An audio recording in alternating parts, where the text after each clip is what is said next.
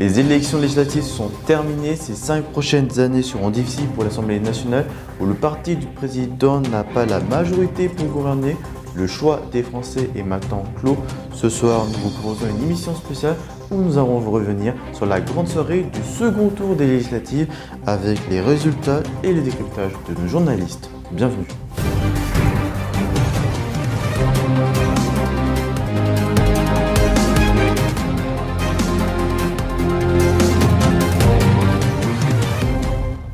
Madame, Monsieur, bonjour, bienvenue dans ce débrief consacré à ce second tour des élections législatives. On commence l'émission par les résultats de ce second tour avec les résultats définitifs annoncés vers 6 h du matin. Et c'est donc ensemble la partie du président qui se retrouve en tête avec 38,57% des suffrages et 8 2 419 voix.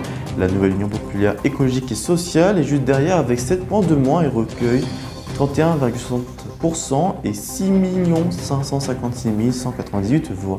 Vient ensuite en troisième position le Rassemblement national avec 3 589 465 voix, soit 17,30%. Et les Républicains en quatrième position avec 1 447 838 voix, soit 6,88%. Pour ce second tour, l'abstention reste très élevée avec 53,77% des Français qui n'ont pas voté. C'est plus par rapport au premier tour des élections législatives. Le parti du président Emmanuel Macron ne possède pas la majorité à l'Assemblée nationale avec 245 sièges. Le parti de Jean-Luc Mélenchon sera le premier barrage face au parti du président avec 131 sièges, 89 sièges pour le parti de Marine Le Pen et 61 sièges pour le parti de Christian Jacob. Alors que le parti du président n'a pas la majorité à l'Assemblée nationale, de fortes discussions devront être réalisées durant ces 5 prochaines années. De nombreux partisans sont exprimés après les résultats annoncés hier à 20 h. Bonjour Meki Sublon. Bonsoir Théo, bonsoir à toutes et à tous. Juste ici derrière moi une école qui sert exceptionnellement de bureau de vote pour ce second tour des élections législatives. Ensemble, depuis ce matin, nous sommes partis à la rencontre des Français qui se défilent ici pour élire les nouveaux députés qui siégeront à l'Assemblée nationale. Je vous propose tout de suite de les écouter. Toujours une motivation à venir voter. C'est quand même nous qui décidons de l'avenir de la France au niveau de l'Assemblée nationale. Donc on a intérêt, disons, à aller voter tous, disons, pour que les choses s'améliorent dans le futur. De moins en moins. Et pourquoi ? Les candidats qui se présentent ne correspondent pas à ce que je recherche. Non, je suis venue voter par conviction. Mon choix était déjà fait, il n'y a pas de problème. Après les premiers résultats annoncés hier à 20 h, la gauche et la coalition présidentielle restent au coude à coude, comme cela a été le cas pour le premier tour. La NUP et le Rassemblement national seront les deux partis qui feront barrage au parti Ensemble, une première dans la 5e République où le parti du président ne pourra pas gouverner avec une majorité à l'Assemblée nationale. Plusieurs déclarations et réactions ont été exprimées par les candidats et éléments de réponse dans ce reportage. Plus de 48 millions de Français étaient attendus dans les bureaux de vote hier pour le second tour des élections législatives. L'abstention est tombée, elle s'élève à 54%. La semaine dernière, pour le premier tour, l'abstention était de 52,5%.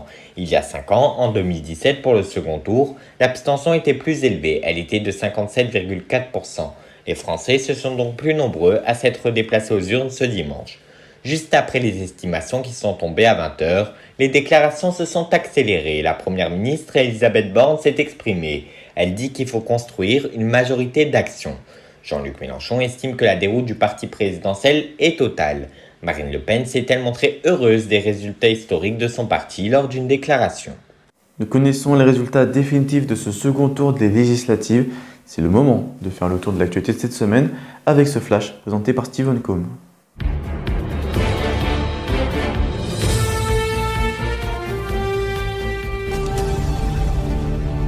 Madame, Monsieur, bonsoir, voici les titres de l'actualité de ce lundi 20 juin. Une décision attendue et hautement symbolique, et ce depuis 1991 pour l'Ukraine, qui attend une réponse favorable dans les prochains jours de l'octroi du statut de candidat à l'adhésion après une recommandation positive par la Commission européenne. Une décision qui intervient dans un contexte marqué au 115e jour de la guerre par l'intensification des bombardements des forces russes dans la région de Kharkiv et de Donetsk. L'armée ukrainienne, elle, affirme avoir repoussé les attaques de l'armée russe à Sievierodonetsk. Une guerre qui a pour conséquence la hausse des prix des matières premières et une crise alimentaire dénoncée par le chef espagnol de la diplomatie européenne Josep Borrell, qui accuse la Russie de commettre un véritable crime de guerre suite au blocage des exportations des céréales en Ukraine. Dans le même temps, un probable recours provisoire et accru au charbon pour l'Autriche et l'Allemagne n'est pas exclu suite à la baisse progressive des livraisons de gaz par la Russie. Cependant, l'Allemagne maintient son objectif coûte que coûte de sortir du charbon d'ici à 2030. Un épisode caniculaire dissipé par l'arrivée la nuit dernière des orages, mais aussi des fortes rafales de vent et chutes de grêle dans plusieurs régions, causant parfois d'importants dégâts, et notamment en Haute-Vienne, en Indre et dans le Jura. Une nouvelle vague orageuse est d'ailleurs prévue dans la soirée. 31 départements sont placés en vigilance orange canicule et orage. Voici pour l'essentiel de l'actualité. Je vous souhaite une très belle semaine et je vous dis à vendredi prochain.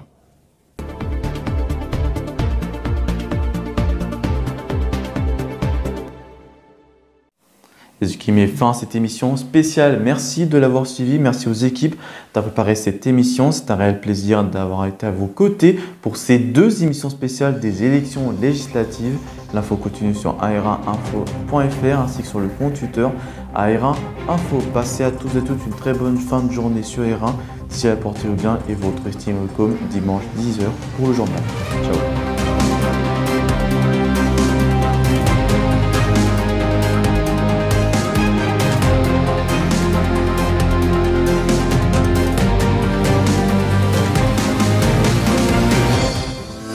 Dimanche prochain à 10h, retrouvez le journal de Stephen Combe pour analyser l'actualité des derniers jours avec nos reportages, nos rubriques et magazines.